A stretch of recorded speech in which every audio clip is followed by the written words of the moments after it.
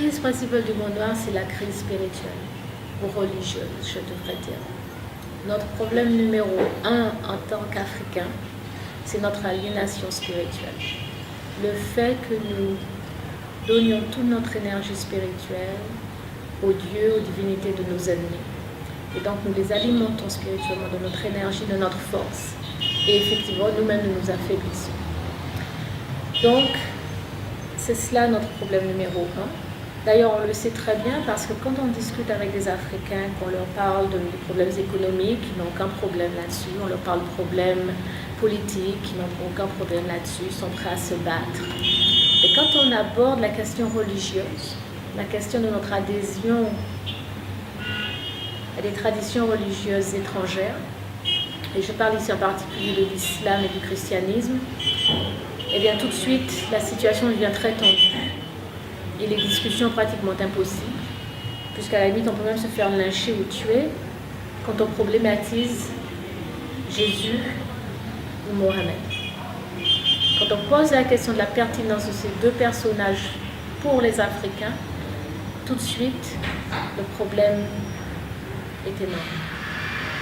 Et cela montre bien que c'est bien là le nœud de la question. Et tant que nous n'aurons pas résolu cette question, tant que nous ne serons pas libérés, purifiés de Jésus, de Mohammed, il nous sera très très difficile, à mon avis impossible, de nous remettre debout.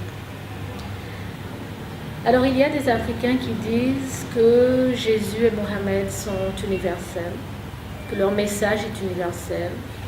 Il y en a même qui remontent à l'Égypte et qui vous expliquent que le christianisme et l'islam sont en fait nés en Afrique et que ce sont donc en fait des traditions religieuses africaines et que par conséquent il n'y a aucun problème à ce que les Africains soient musulmans ou chrétiens. Alors la réponse à cela est simple. Il est très probable, il est fort probable que ces deux religions-là effectivement emprunté certains éléments à la tradition africaine. Cela a déjà été démontré, donc on ne revient pas là-dessus. Mais la vraie question, c'est de répondre très honnêtement à pourquoi est-ce que les Africains sont chrétiens ou musulmans aujourd'hui, en 2015. Et la réponse à cette question est tout aussi évidente, à savoir que si nous sommes chrétiens ou musulmans, c'est en raison d'une défaite. C'est parce que nous avons été combattus et que nous avons été battus que nous sommes aujourd'hui chrétiens et musulmans, ou musulmans. Et donc, accepter ces religions-là, qui nous ont été imposées donc, par les gens qui nous ont fait la guerre et qui nous ont battus, c'est en fait accepter notre défaite. Donc, si l'on est prêt à se résigner à ce statut, qu'on le dise honnêtement, mais qu'on ne cherche pas à embellir l'affaire sous couvert d'universalité. Il n'y a rien d'universel au christianisme, il n'y a rien d'universel à l'islam. L'islam, ce n'est rien de plus ou de moins que du nationalisme arabe. On le voit, par exemple, quand on vous dit que Allah parle arabe, c'est du nationalisme arabe. Quand on vous dit que les Arabes ont de la chance, justement parce que Allah parle arabe, ça veut dire que moi qui ne parle pas arabe, je n'ai pas de chance. Je ne suis pas cette relation privilégiée avec Allah. Et c'est bien vrai, puisque je ne suis pas arabe. Je ne tiens pas à avoir de relation privilégiée avec Allah. Allah, c'est le Dieu des musulmans, des Arabes, qu'il en soit ainsi, ça ne me gêne pas. Ce qui me gêne, c'est quand on essaie de m'imposer Allah sous couvert qu'Allah est un Dieu universel. Tant qu'il n'est pas un Dieu universel, c'est le Dieu des Arabes. Il a été créé par les Arabes pour répondre à leurs besoins d'unification et de consolidation. C'est tout.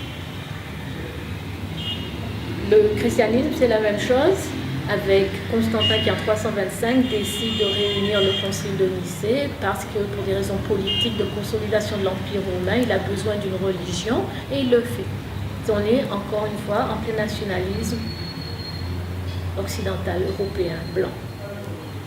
Quand vous regardez les détails, vous voyez bien que ces religions-là ne sont pas des religions qui ont été faites pour les Africains. En fait, au niveau théologique, il y a d'énormes différences entre la religion africaine et ces religions-là.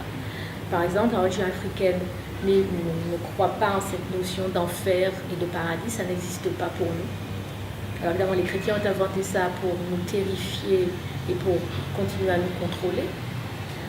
L'islam aussi croit au paradis et à l'enfer.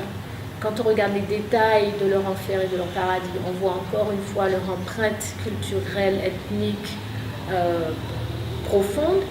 L'islam vous dit que si vous êtes un homme pieux, vous allez au paradis, vous allez avoir 72 vierges blanches. Je me posais la question de savoir si les musulmans noirs, si leur rêve, c'est de passer l'éternité à copuler avec des femmes blanches, des femmes qui ne ressemblent pas à leur mère. Alors ça veut dire quoi au niveau du respect de soi, au niveau du respect de sa mère? Mais c'est ça en fait, c'est ça le paradis. Donc les femmes sont blanches, ce qui signifie que les femmes noires ne sont pas dignes d'être l'ultime récompense d'un musulman, d'un arabe pieux.